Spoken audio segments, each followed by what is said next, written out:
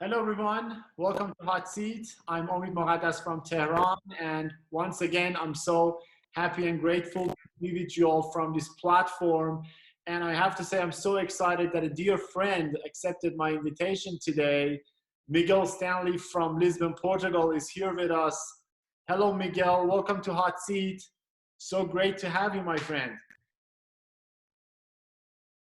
Thank you, Omid. I'm so proud of what you've done, what you put together. And for those that don't know, our friendship goes back quite some time already, actually quite a long time already. And I think almost 10 years. Yeah. And you're truly, truly passionate about dentistry, about perio, about implant dentistry.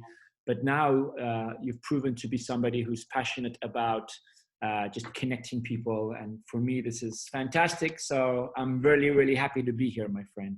Thank you so much. And I have to say that during these days, having you on board and having your topic and your concept, better say, slow dentistry, to present it these days, I think it's something phenomenal. And I'm so excited about it because you started this many years ago and you talked about it constantly. And I think I'm not going to say it's a good opportunity, but it's really good now we can see people that how they see future, how they think about every important detail in their practices. And truly you showed how it should be for 4 or 5 years ago, from 4 or 5 years ago, and how we understand it.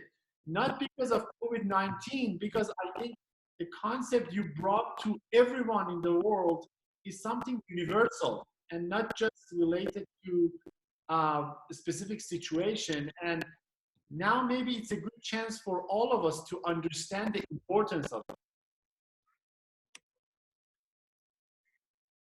Well, exactly, Omid, because, I think I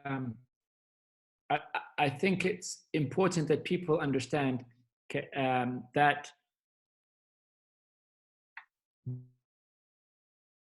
history. So as you know, I started making a reputation for myself on the scientific circuit in implant dentistry. I've lectured extensive implant dentistry, and much like yourself, I've discussed, the guided bone regeneration laser techniques, and I've got a body of work to show for that. And I earned a seat at the table of the top guys. And now, about 5 years ago, I started changing the narrative a little bit. But at the same time I was growing my lecture circuit in implant dentistry, I was also simultaneously doing in cosmetic dentistry, because that's one of my passions as well. So if you look at my CV, you'll see that I've lectured around the world in advanced implant dentistry, but also in advanced cosmetic dentistry. And then in the last 4 years, 5 years, I've taken a role in digital dentistry as well. And I'm the vice president of the Digital Dentistry Society. So I now have got those three things that combined, pretty much it's what everybody's been talking about for a long time. So I thought, well, I've already proven myself in the details. Let's do some storytelling, which is something that I'm very passionate about. So what I like to do, using White Clinic as a platform to be the benchmark of what current dentistry is trying to communicate. So I'd like to think that we're what companies and dentists and science like to see happen every single day. And that's what we do, and we document it. And that's pretty much what we've been doing. But it occurred to me many years ago, having traveled around the world, because much like yourself, you're a traveler, and the more you travel and the more you speak to people, the bigger your heart becomes, the bigger your soul becomes, the less narrow-minded you become, and you understand that different people around the world have different understandings of the same thing. Why? Because of economy, of finance, of the different types of problems. And I thought, well, if dentistry is the same for everybody, what's missing? Why are there so many mistakes happening? And what's wrong with our profession? And then it hit me that dentists have been becoming lazy and very focused on all of these amazing things that I'm passionate about too, and you're passionate about, and all of the guys you spoke to are passionate about. But sometimes we forget about the basics. And I thought that what I'd like to do was to use my reputation, my CV, and the strength that I had in my voice, and just bring a very simple message to the dentist, and also most importantly to the consumer. Because as you know, in my story, I communicate. I did National Geographic documentaries, I've done TV shows. And so I thought, what's the most simple message that we can do? And that's number one, is do no harm. Do no harm. And you can talk about all the fantastic things. And I can sit here for an hour and talk about, guided bone regeneration and PRF and the new techniques and socket shield and all of that. But I wanted just to take this platform just to talk about the basics. And I thank you for giving me your time to do that, bro. Exactly, my pleasure. And as I said, your topic is one of the really, I think, main considerations that all of us as dentists should know about it and should stick to it and should do it in our practice. Just not talking about it, but do it in our practice. And for the audience, the topic that today we will cover, and Miguel will talk about it for us specifically, is how slow dentistry, this concept, will be the new normal in the post-COVID-19 dental practice. And Miguel, as a tradition, if you allow me, I want to have your CV. I know that all of us as dentists know you and all the things that you've done in the profession, but as a tradition, I want to have your CV for the audience, and then we go to the topic and we will have a fun discussion on that. So Dr. Miguel Stanely is the founder and CEO of the White Clinic based in Lisbon, Portugal. I really recommend you all, if you go to Lisbon, if you have the chance, go and visit his amazing clinic. I've been there, and it's one of the high-tech practices. I'm pretty sure he will talk about it, but he's a high-tech guy, and his office is a high-tech office, and all the latest technology is available at White Clinic. He's the clinical director and responsible for a large team of dental specialists focused on complex cosmetic and rehabilitation.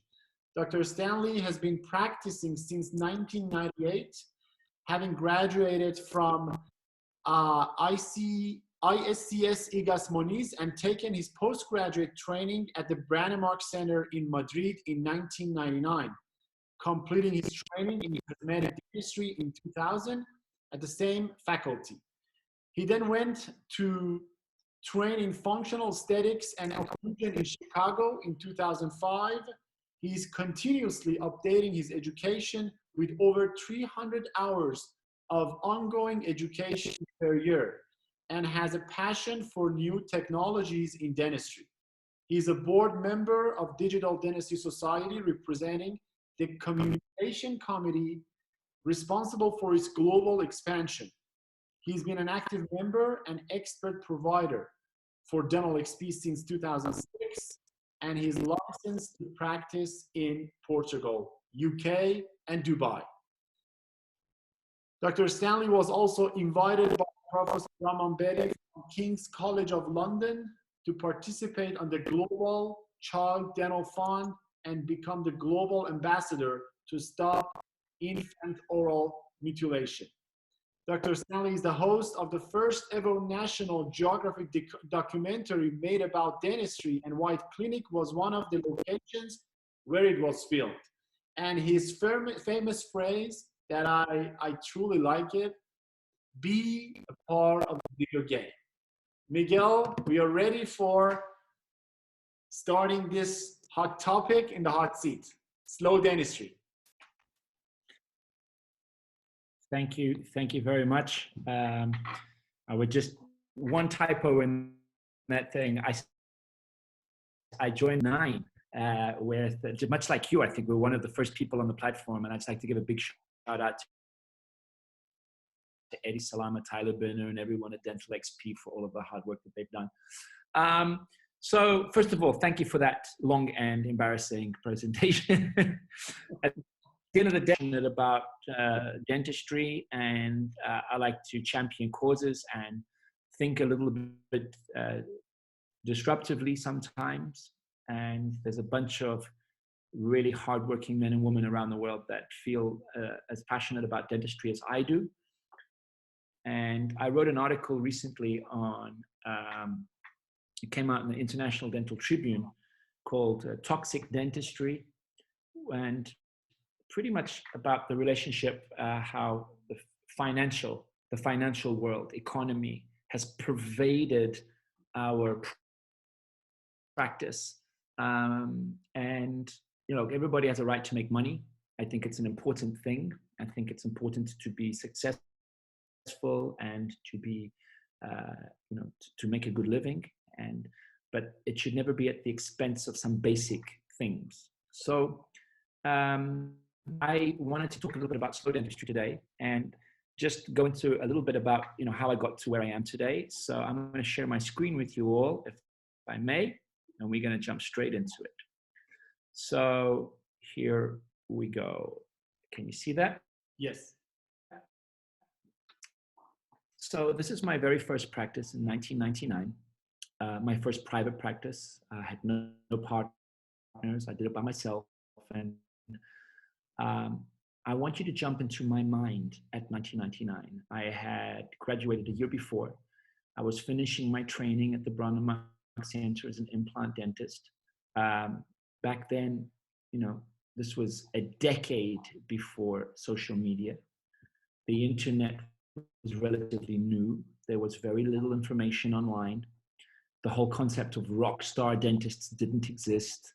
And in Portugal, back in 1999, where I was living, marketing was not allowed. It was actually frowned upon, so you couldn't do marketing of your business. Still today, there's the regulations changed, but internet wasn't a thing yet. So what did I have as the guiding rules for me to start my job? One, I couldn't fail. I'd invested a lot of money in this business. I'd borrowed money from the bank. And I was 27 years old. I had some skills. I was a very good student, but all my desire didn't mean anything if I wasn't going to be a good dentist. So we opened for business on the 5th of January, 2000. So we set it up at the end of 1999. And you might just want to see in the lower left corner, and look how big the operatory was. It was already very beautiful. Now people can say, oh, but 20 years ago, none of that existed, all right? And you could have a nice welcome room. So I created, unknowingly, slow dentistry the very first week that I started my work. Why? Because I was very insecure of making mistakes, and I had at university. I was trained in biology, mechanics, diagnostics, treatment planning, and execution. And I was rated on the quality of my diagnostics, my treatment planning, my material selection, the workflow that I created, and of course, then the overall quality of my treatment. And I'm sure most dentists around the world, have a theoretical and then a practical component. For me, my private practice had to be a mirror or a prolongment of what I had learned at school. And I had some fantastic teachers in my university. I'm very grateful to the training that I had. But I didn't come out of university thinking straight away, how can I bend the rules to make more money? I didn't have that. That wasn't my mindset. My mindset was, how could I be the best dentist in the world? Or at least in my little corner of the world, So that was the mindset starting. And I was very scared of making mistakes. So we couldn't market. So I wanted to talk to my patients. There was no social media. There was no Instagram. So, hey, big surprise, talking to people actually works because you create a relationship with them. And I became very well known in this area of Lisbon where I opened a practice. Why? Because I was this dentist that had a different approach. Why? Very calmly, I'd explain everything. Everything was very spotlessly clean.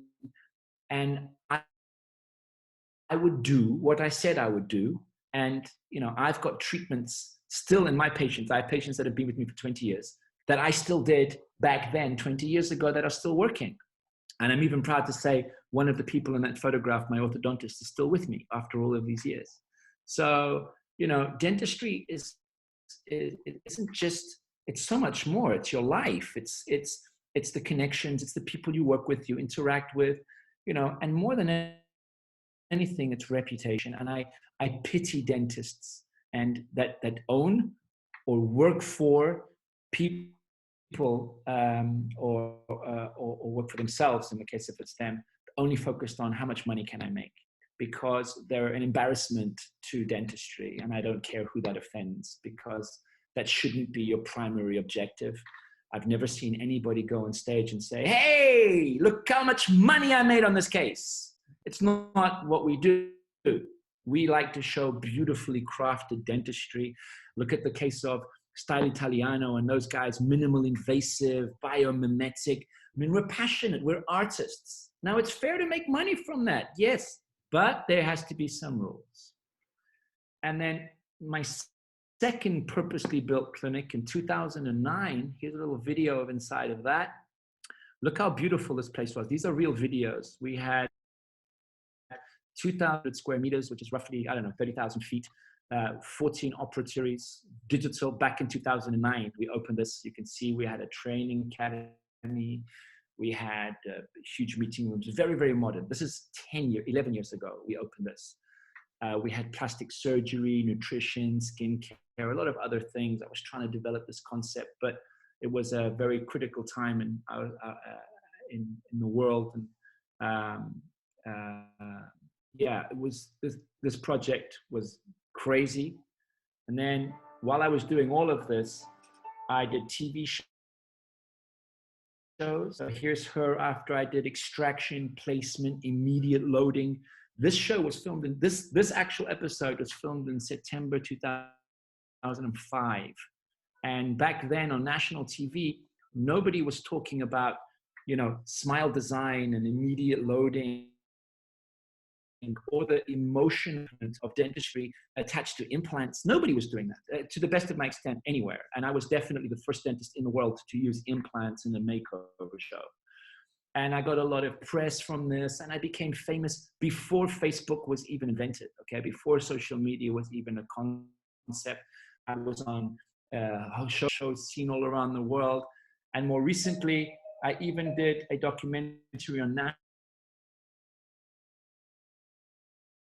National Geographic. Free, just go to YouTube and put Miguel Stanely, National Geographic, and you can see where I talk about the future of our profession, the new boundaries of dentistry, and we travel all around the world. It's really, really cool. So I'm very passionate about advanced dentistry, like anybody else. Clinic in Lisbon, white, because people want white teeth. It has nothing to do with the color of your skin. And we are a private clinic. It has 6 chairs plus 1. The plus 1 is for emergencies, because I've always prided myself on having an average waiting time for a patient in the waiting room of under 8 minutes. It's something that's like a game for me. So if somebody has to wait for 30, I get angry. I don't want my patients to wait. I never have. That's why in a post-COVID environment, I'm not stressed, because we've been practicing like this for 20 years, you know? So we have a lot of technology, things very streamlined. We do very complex interdisciplinary cases. Some of them take 6 to 8 months to build. We also do simple dentistry, family dentistry, pediatric dentistry, and again, an overwhelming component of technology. And now you can say, what I'm telling people is not to show off. It's that I'm not here to talk about the future, and I have more access to technology than most dentists on earth.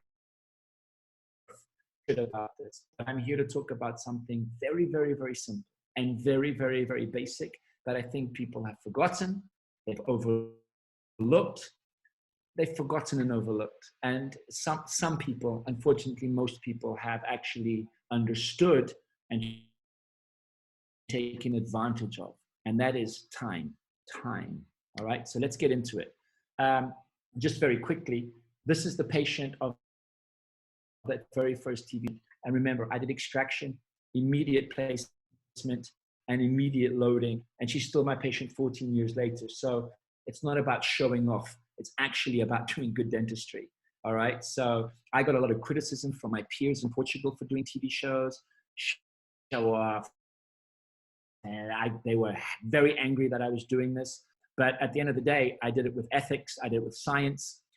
We had zero complications as a result of that. And the industry grew as a result of that. But what I learned was my passion for communicating to the public very complex ideas. And for me, what has become evident over 20 years is that success is measured in the longevity of each case you treat, the happiness you generate for yourself and your team, and not in each dollar or each euro you make. Now, let me explain that. Happiness. It's a very important concept. And if you go on my YouTube channel, Miguel Stanely on YouTube, I have videos. I've been talking about this for the longest time.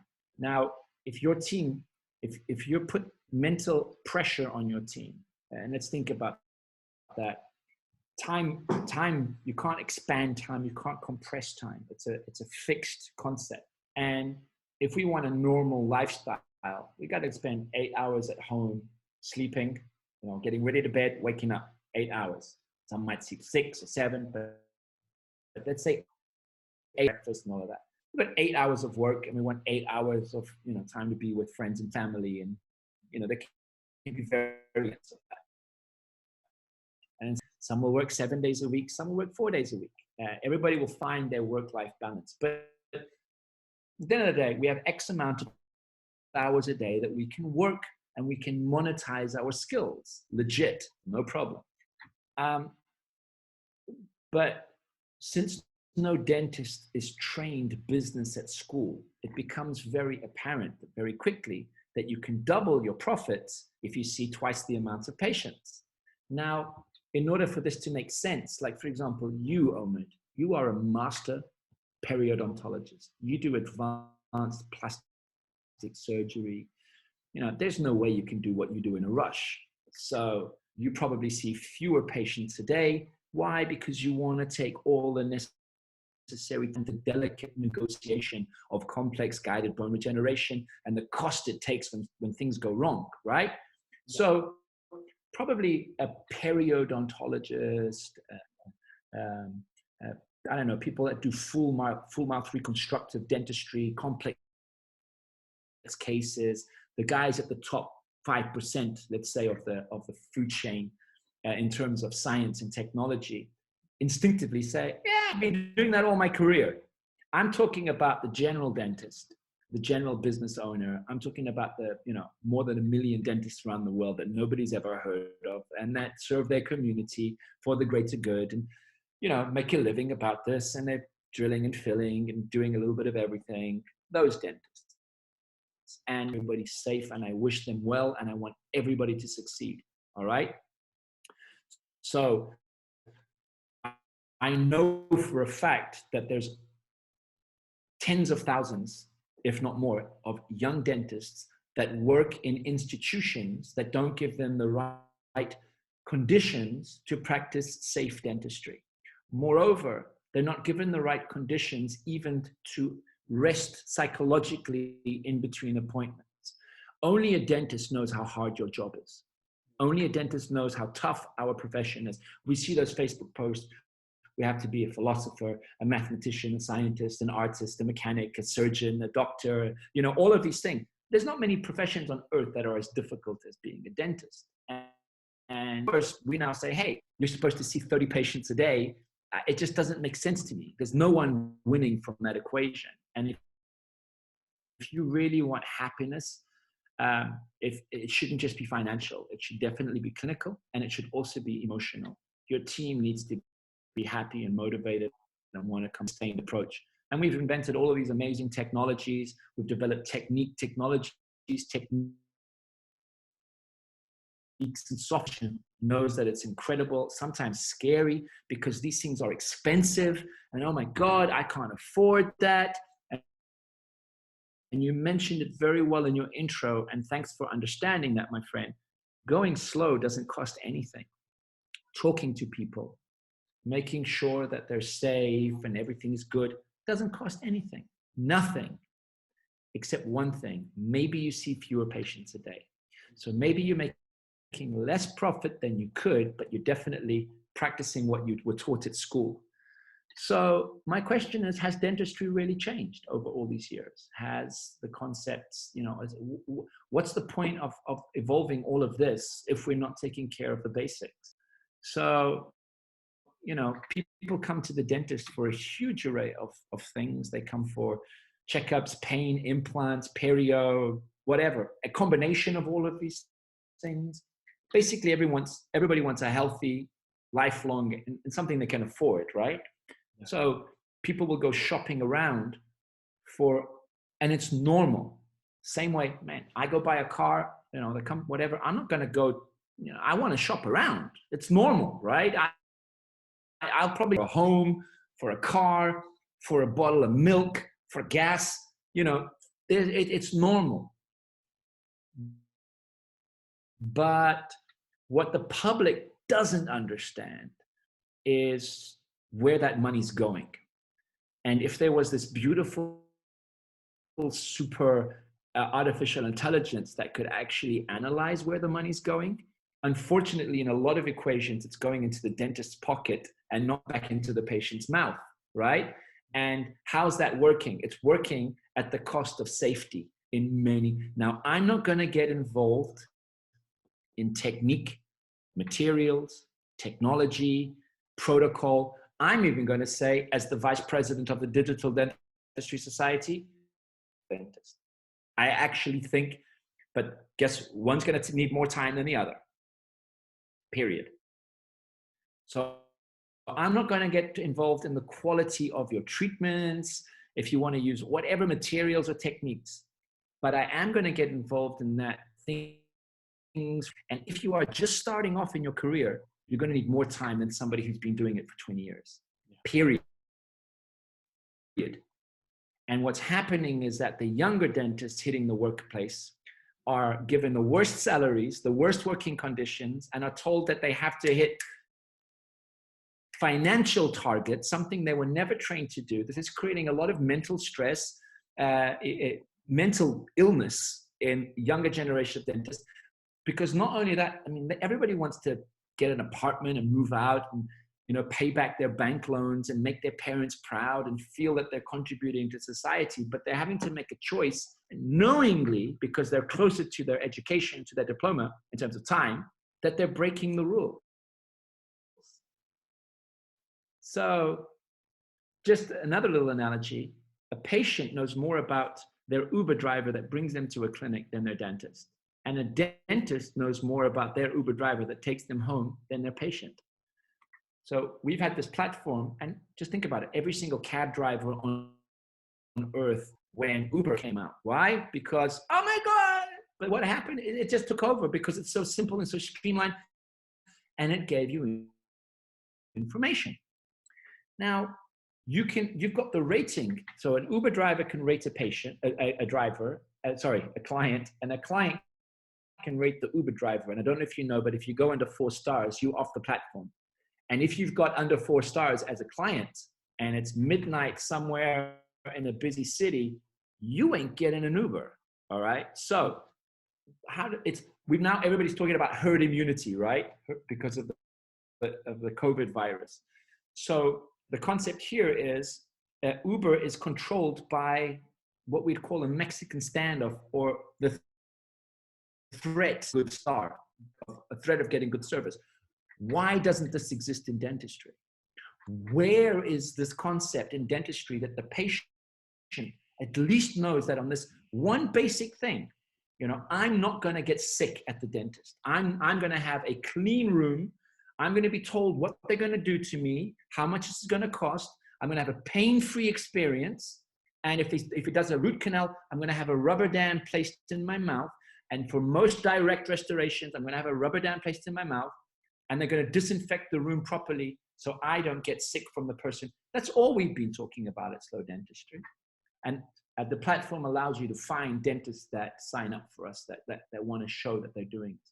So if you think about it, not only an array of different things to treat, But the type of people that walk into our practice is a ticking time bomb. Take a photograph and analyze it and send me an email if you think you disagree with something. But these are just facts. It's not just men and women we treat. It's old and poor, old and young, rich and poor, calm and nervous, hygienic, dirty, lives close by, lives far away, mentally stable, all of these variants. And then on top of it, all of the different possibilities of treatment. And we're supposed to fast and treat everybody in the same time frame. It doesn't work. It doesn't work. So what we're trained to do is medical, dental diagnostics, restorative, ortho. We're trained to do mechanical stuff, diagnostics and mechanical. We're actually not paid for the thinking. We're paid for the execution. We're paid for the physical thing that a patient can see in their mouth. And not only that, the physical thing. I'm sure you, Omid, as a dentist, you will know that, you know, you have a patient that has no teeth. You spend a year restoring their smile, and now they're an aesthetical expert. Oh, a little angle here. You're like, come on, man. A year ago, you had no teeth. So there's so much stress about it. We're trained to do clinical, but 2/3 of our job, which are the emotional component, both for the dentist and for the patient, and the financial aspect for the dentist and the patient, that's what occupies most of our time. That's what creates most of the stress. So ask yourself, why is dentistry one of the most toxic environments and mental stress and suicides and all of that? Isn't it because the job is difficult? It's because we make it difficult. Well, I don't. People on my team don't. And top providers don't, because they've understood, I'm going to charge a little bit more and I'm going to do things calmly and properly.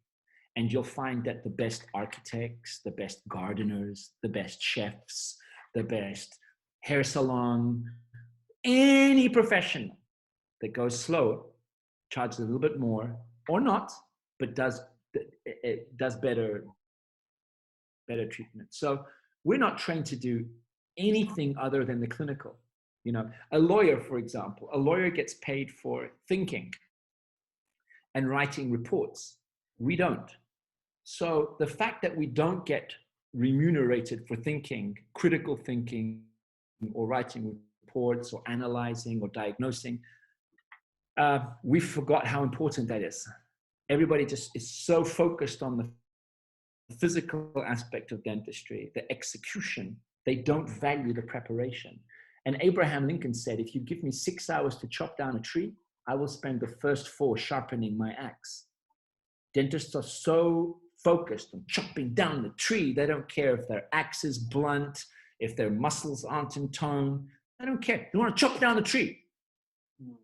So much like, I don't know if you've ever seen that lecture where I have Chuck Norris coming out of the water, spraying machine gun fire everywhere, which is incredibly expensive and wasteful, versus the sniper that just, you know, takes all the time and gets one shot, boom, much more efficient. So patients, what they want is, they want no pain. They want you to be punctual. They don't take many x-rays. Don't make any mistakes. I want things to be perfect. Make me happy. Do it fast. Do it cheap. Everything has to last forever. Oh, and I don't want to know about the financials because you have to give me a discount. Otherwise, I go to the competition. If you don't do everything perfect, I'm going to go to the competition. And hurry up, hurry up, hurry up. They sit in the chair. How long is this going to last? Little break here. What do you think I tell people, Omid, when somebody says, how long is this going to last? I'm like, get the hell out of my clinic.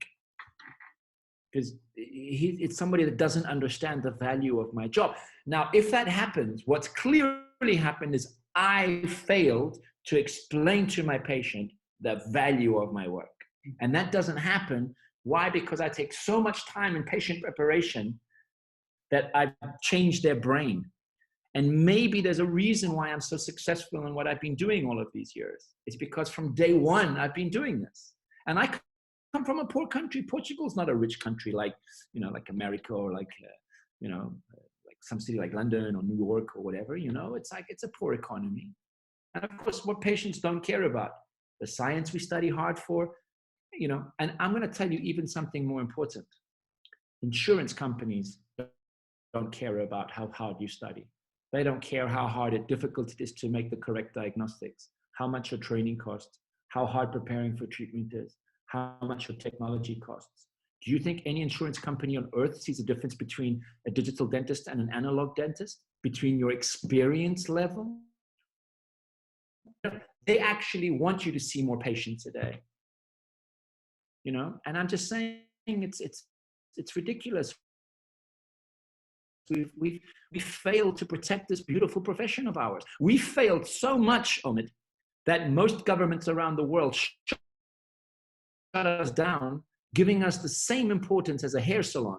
I've been working all my life to say, hey, I'm not just a dentist, I'm also a doctor. I'm a doctor of the oral, of the oral cavity. I'm an oral physician. Because when I do my job well, I can really change people's lives and save lives in many cases. And now I'm shut down during the COVID virus like a hair salon.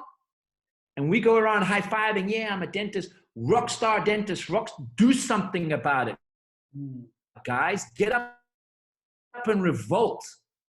I'm angry that people are blah, blah, blah, blah, blah, blah, blah, blah, and they're not doing anything to protect dentistry. You can just, it defies logic. They don't care what type of materials you use, who pays for failures, because we pay for failures when it goes wrong.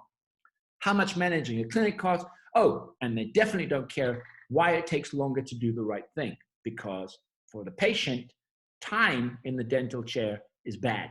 Because what do they want? Fast, cheap, pain-free, and fast, cheap, pain-free, and if you're nice, fantastic. And none of that is what we studied for. We studied perfect, this and that, and this and that. So the public is asking for something completely different than what we're offering. And I got to be honest, I've been to all of the trade shows in the last, 15, 18 around the world. And we're talking about this top 1% of amazing. My clinic is a reflection of that. My patients are the luckiest people in the world, right? But I'm going to got 6 chairs. What about all, and there's maybe 5, 8, 9, 10% of dentists around the world at the time. But it's the 90% that've got to up their game. We've got to stop letting insurance companies and governments dictate how we're financially dictate the time and the money and how we're supposed to do our job. We haven't thought about it. We haven't reinvented. So dentistry's evolved so much in 30 years, but we failed to reinvent our identity collectively to the public. So what do we stupidly do? Everything the patient asks of us, not to lose the client and to feed the competition. And those clients, when we don't do things right, cost us thousands of euros a year, each single one of them. And you know what? Had you sat down and spoken to that patient for an hour before starting your treatment, explaining all of the risks and rewards, which is one of the basic cornerstones of slow dentistry, you will avoid so many headaches and problems, and you will save so much money just by talking to them. Okay, this is the foundation of my no half smiles philosophy. It's not slow dentistry. Talk to your patients. Give the right reasons, not for the wrong ones. So, how can we also protect ourselves and our teams against unwanted patients? Because I hear everybody saying, how to acquire, it's like as if there's this rule, you have to treat everybody. It's insane. We've now seen with COVID, if somebody's sick, I'm not treating you. Oh, but he's got a pain and he's going to go to the competition. Please go to the competition. Why should it take let's say an in vogue virus, a global pandemic to make people to think about this? Any problem that can come from a patient is something we need to filter. An emotional one, a clinical one, a health one. So we have to filter better, we must talk more, and we need to slow down. And because there's no police in dentistry, dentists, the less ethical ones, or the ones that are too ignorant to know they're doing mistakes, are getting away fast. And it's like the average time for an appointment on the NHS from everybody that tells me, average time is 15 minutes for an appointment at that final moment. So once treatment planning, everything, discussion, money's taken care of, there's nobody actually controlling. Let's say you're doing a class 1 restoration on a carious lesion on a molar, and you've got a little bit of caries, but it's very close to the nerve, and you haven't told the patient that they might need a root canal, and you've only discussed a filling, and you're now got 10 minutes left on the appointment, and every time you go with the burr to try and get that caries out, now you have an ethical decision that has to be made. Do I cancel my next appointment to give more anesthetic, sit down calmly, tell the patient that they might need a root canal, or am I going to, I'm going to have to remove all of this caries lesion, I don't have a rubber dam on. I forgot to put a rubber dam on. So don't you think that had you done all of that preparation previously, explained everything to the patient, if you're confronted with one of these dilemmas, you won't even have to ask the patient about the money because you've explained it in what you call a signed valid consent form. Mm-hmm. So slow dentistry, my friend, should not be necessary. It should not be necessary. The whole concept should not be necessary. But we've obviously failed at doing that. And so I wanted to create something that the public could easily understand. Now, getting back to this, dentistry is so difficult. And my heart goes out to all of the young men and women around the world that are stressing with their job and stressing right now. But I've just proven to you why it's so difficult. I very, very simply explained, it's already one of the most challenging jobs in the world. Why should you make it more difficult by rushing? So if you need to get from A to B with all of this on your back, you better go slow, because otherwise the packets are going to fall off. People are going to get angry at you. And at the end of the day, you are a sovereign entity. Nobody puts a gun to your head and says, you have to practice bad dentistry.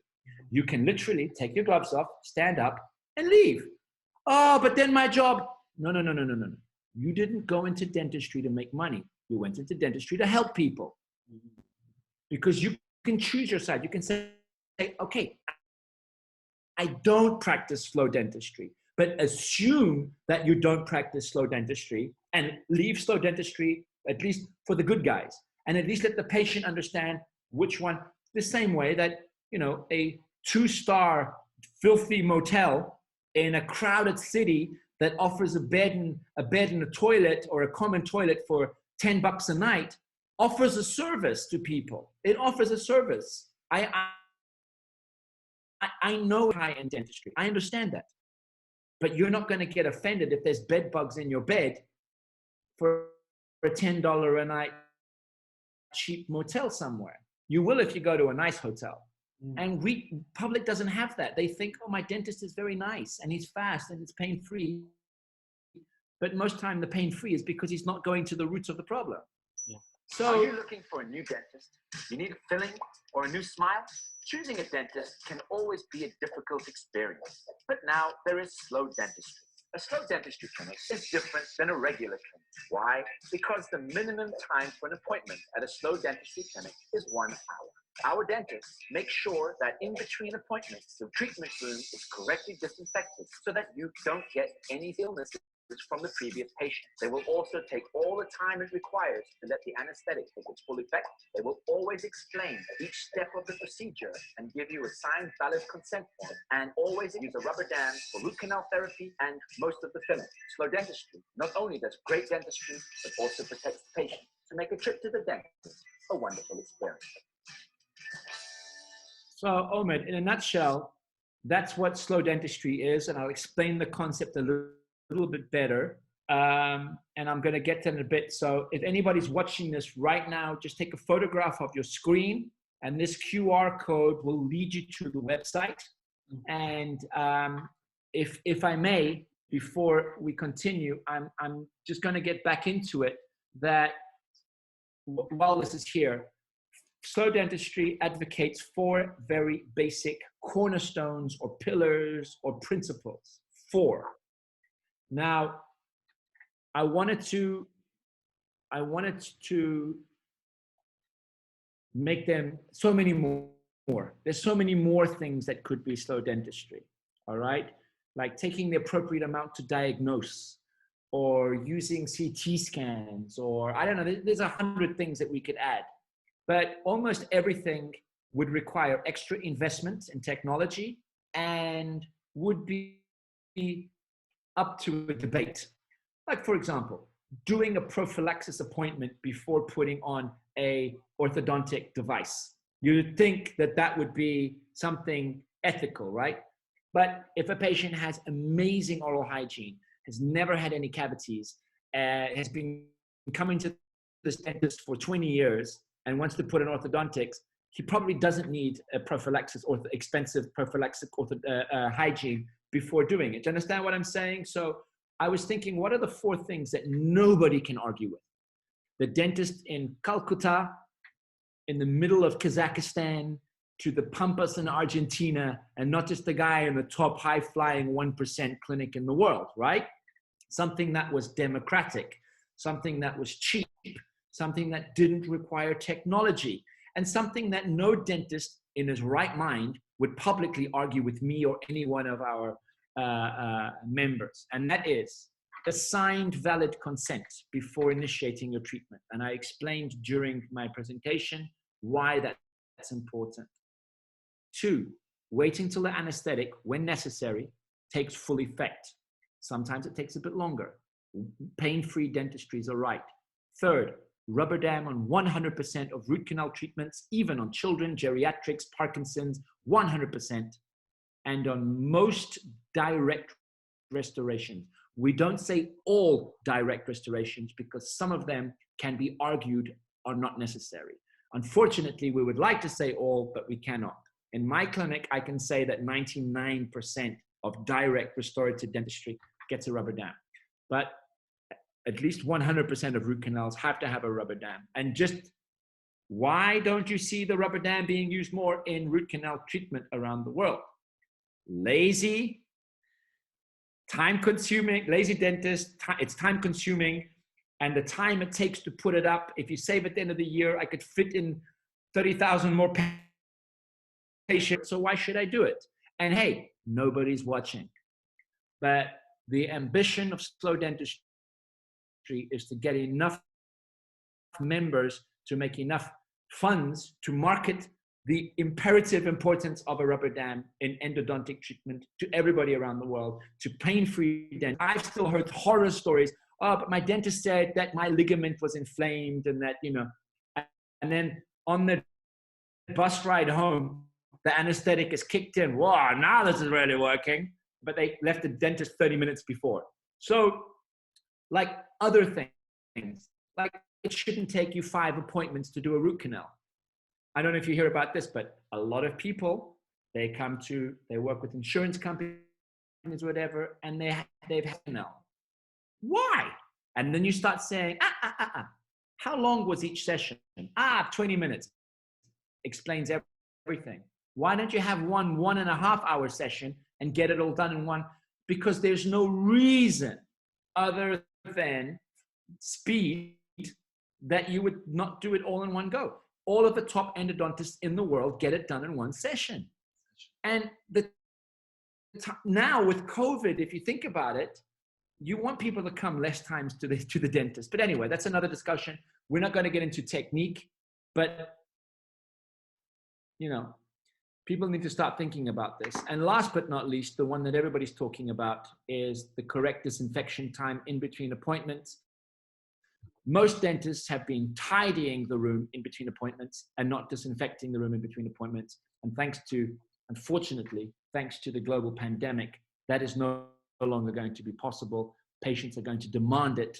And I'll actually go one forward, Omid, to say that smart technology is going to come. Somebody's going to invent smart materials that will actually change color when they're properly disinfected and you won't be able to cheat anymore. So I strongly suggest to clinics around the world that have been seeing for the same chair 30 patients a day, change your business strategy today.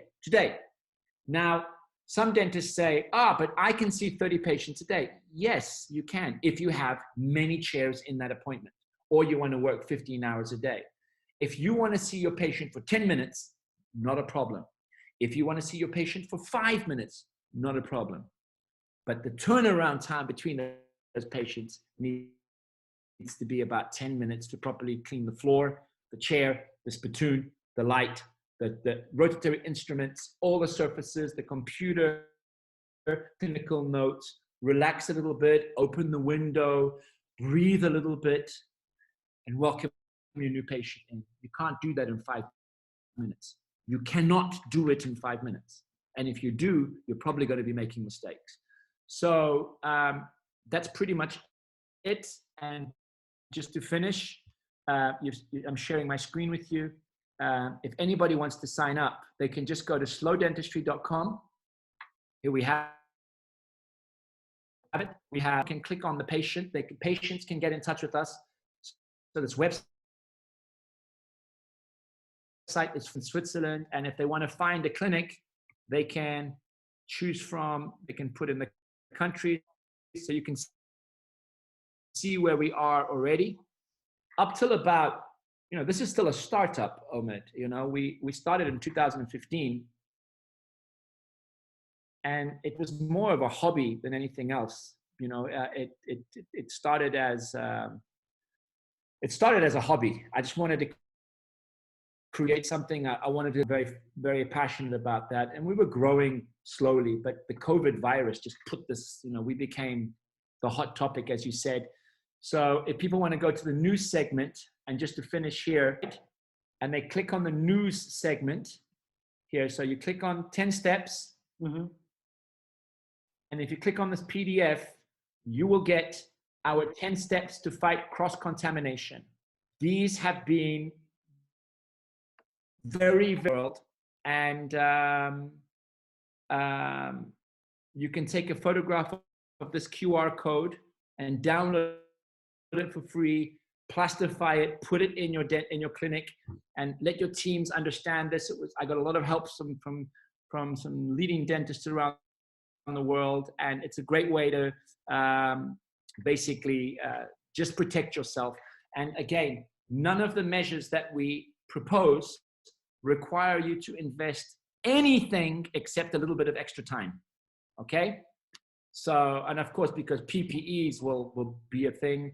And that's pretty much it, my friend. And I wish that we lived in a world where it wouldn't be necessary to have this, but I know that there's a lot of great dentists out there that really go the extra mile. Yesterday I spoke to my friend Delphine Barquero from Costa Rica, and this guy really goes out of his way to set standards, and he's, his fight is that the consumer doesn't see the difference. They're just looking at the base price. And I think that collectively we need to come together and say, look, this is my fee, but wrapped in that fee is a very serious measure of safety. Mm-hmm.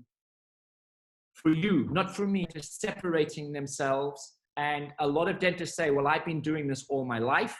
Great. Sign, at least tell your patients you've been doing it. And other ones that haven't been doing it, I strongly suggest that you start, because you're not going to be able to have packed waiting rooms and see 20, 30 patients a day per chair. So if you have a big clinic, you can see more patients, but you have to manage that very, very, very carefully.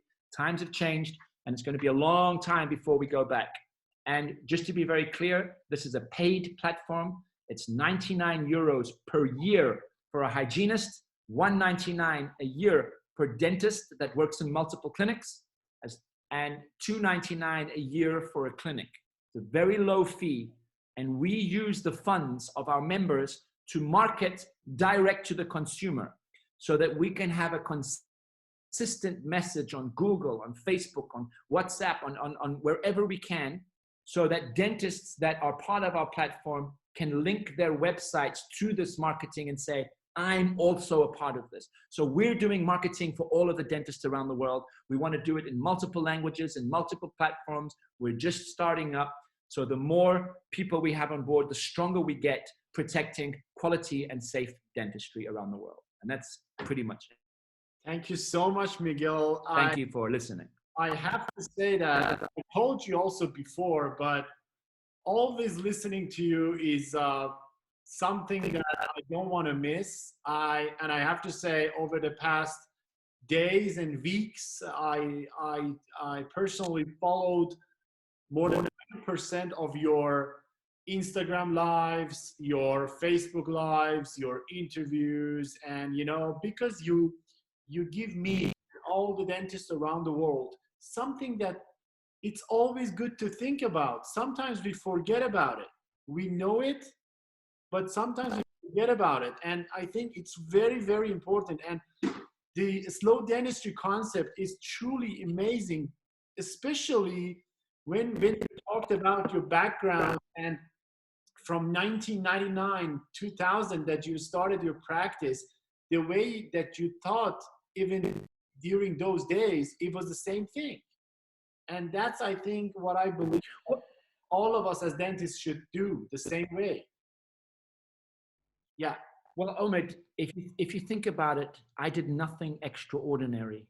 All I did was I was a good boy. I understood the job I had to do. I understood the importance. I had a strong ethical backing. I didn't invent anything. I just listened to the masters and the scientists, and I applied that to the best of my knowledge.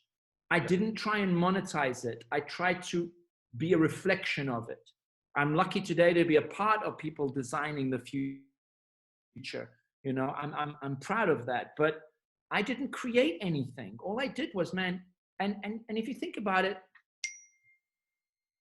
people, I'm upset with the way, dentists, everybody's so worried about, the $1 million smile, this and that, the beauty. I've done all of that.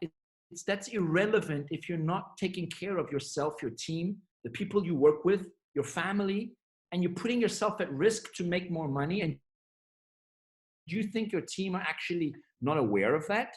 You're paying your, doctors that drive around in beautiful cars and have nice living lifestyle and post, and then they've got 1980s technology in their clinics. I mean, come on, man, and trying to pack 30, that's not nice. That's not reputation. I don't care your mindset. Those days are gone. The consumer is going to be king. And our friend Miguel Stanely is working on AI. We've got some really smart people working on artificial intelligence. In one generation, in our lifetime, while you and me are still practicing, artificial intelligence is going to know if you did something wrong. Yeah. Do you understand that? Yeah. So just change today. Change today. Oh, but the insurance company I work with doesn't allow me. Quit.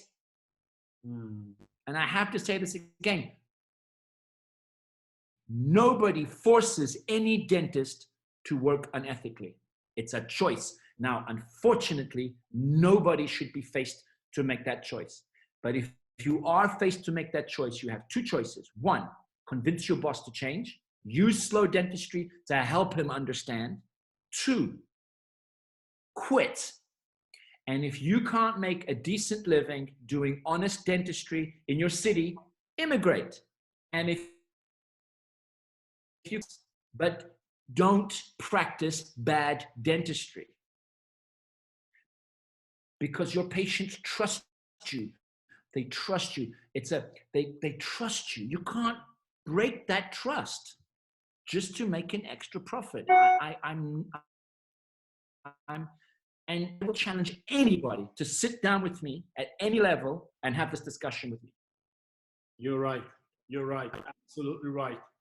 And Miguel, I just wanted to know also your thoughts on 2 to 3 options that during these days so many dentists talks about it for the immunity of themselves and also their patients.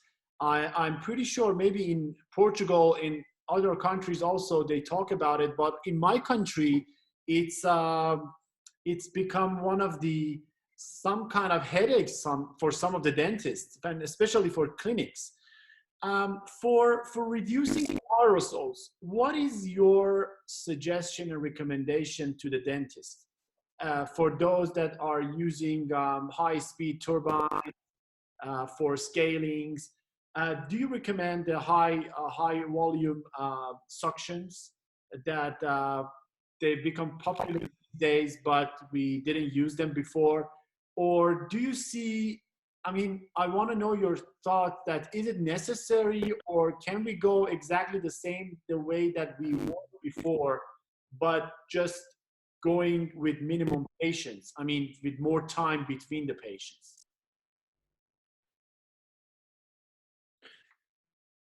I've heard a lot of people ask that question, and I've seen a lot of debate online, but it comes down to one thing. Are you working with or without an assistant? Definitely with the assistant, yeah. So, well, that's not an obvious discussion, because most hygienists around the world, and we know that the ultrasound is the instrument that creates most aerosol. Most hygienists work by themselves with a saliva ejector. Yeah.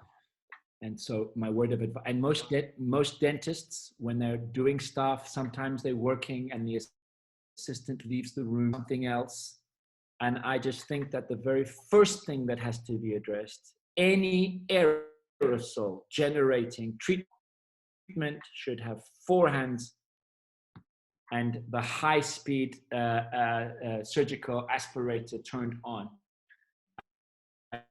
I think that their dental unit is up to speed, it's up to filters, that it's working properly, so that you have a normal dental chair with high-speed suction can reduce aerosols quite dramatically. Now, you can't do that if you're working by yourself, all right? So that's the first thing. Regarding the high-speed HEPA filters, we have them. I think they're an amazing extra source of safety. So I think the benchmark will be 4 hands and HEPA filter. And HEPA filter. The high speed, the one with the funnel, yeah. I think, but again, a high speed HEPA filter is quite a strong investment. Having an extra pair of hands should not be, because every dentist and hygienist should be working with one. Now, obviously, a lot of companies around the world don't want this to be true, because hiring an extra pair of hands for an oral hygiene, that now they've set a price, of X. Now the price will have to go up, because hiring an extra, but shouldn't they have done that in the first place? Shouldn't they have been worried about their hygienist in the first place? So I just think that people have been trying to find loopholes in the system to monetize dentistry, and haven't been following the science, the evidence, or the guidelines. They haven't been thinking ethically. And I think one of the big punchlines of this, my friend, is the more ethical you are, the less money you make. Mm-hmm. True. Exactly. That's it. So regarding aerosols, I think that, we have one extra way of mitigating aerosols, is the use of the ERG-YAG laser. Mm-hmm. So an ER-YAG laser creates a lot less aerosols. It takes a little bit more time. You really have to change your workflow, but it's a great tool to have in the arsenal to reduce aerosols. And what about UV systems? Do you recommend them, or do you think it's necessary? I don't have enough information on that yet. I haven't worked with them. I know that they're coming out with the HEPA filters with the UV systems in them. We do use the ATP38 made by Biotech Dental that has a blue light in it that does have a scientifically proven wavelength to kill virus, but it takes about 6 to 8 minutes, which we're testing. But again, early days, we need to see. I want to focus on things that don't require advanced technology. And I still think that if you're going to say that now with this technology that you can invest in, you can save time. I'm all about, you know, what about the guy in I don't know, that lives in a poor city and is trying to make ends meet? If you start saying that you have to have a HEPA filter, that's probably going to cost more than his dental unit. We have to offer, safety measures that everybody can apply. Bring your mother, bring your sister, bring your friend, bring somebody off the street if you have hands. And my final question, it seems to be simple, but I think it's one of the things that I personally want to think about it. N95 or surgical masks? Do you think there is a difference in the practice if we, for example, utilize all the protections that we need to have? And do you think it's necessary to go with N95, or can we proceed with surgical masks, the one that we use regularly?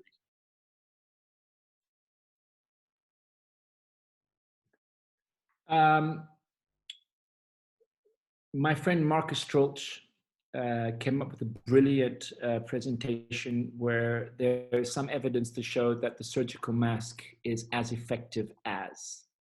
But just to be safe, on the safe side, I would definitely recommend an FPP2 or an FPP3 or an N95, so one of those high-level filtration masks under a surgical mask. And you would change that surgical mask to protect the underlining N95 or FPP2 during high procedure aerosol. So if you're treating somebody that's got high, so at the end of that treatment, you take off the surgical, throw that away. So the way I'm doing it, I have FPP2, surgical mask on top of that. And then I wear a visor, and I have a Zeiss loop that go over my visor. All right, blocked by the visor. And then several times during, at the end of every appointment, I will clean the loops. I have several visors just so, they disinfect them. And I use the ER laser as well. So I have special glasses for that. But I found that when you wear like close contact glasses and the FPP2, that tends to fog up a lot. So, I know there's some things in the pipeline I can't really get into now that are going to be game changing. People are talking about helmets, about, special lightweight systems. I think that we'll see at the next FDI, it's not FDI, the next IDS in Cologne. I think safety is going to be, without a doubt, the new thing in dentistry. And I'm excited to see what's going to come. But we have to remember, the dentist was always the safest place to go.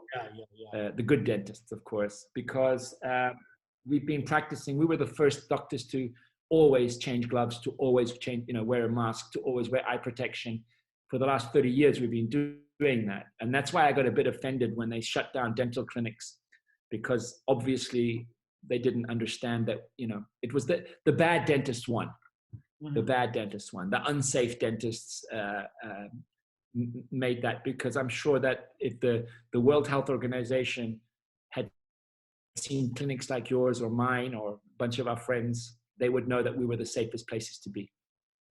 Exactly. Miguel, it's one of my favorite topics, and I really cannot thank you enough for giving me your time to the audience. And, the topic is very interesting that we can talk about it like hours, but I know you are also super busy, and I saw that you have a live tonight.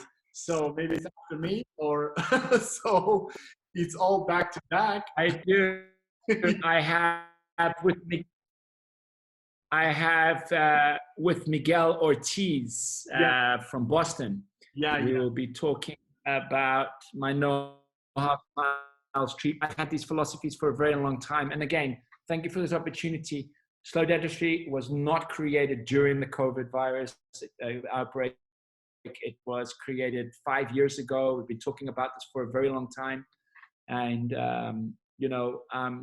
I guess that some of my ideas are making some effects globally. And again, I want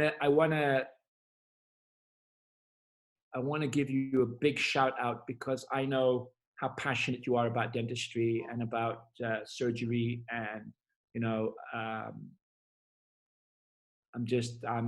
I've visited your country. I love it.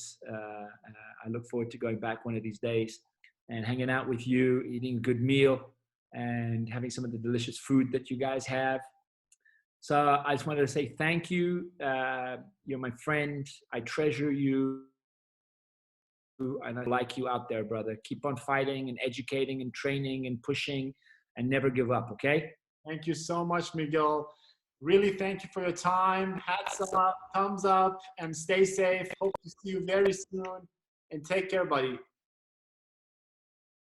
You too, my friend. Bye-bye. Take care. Bye-bye.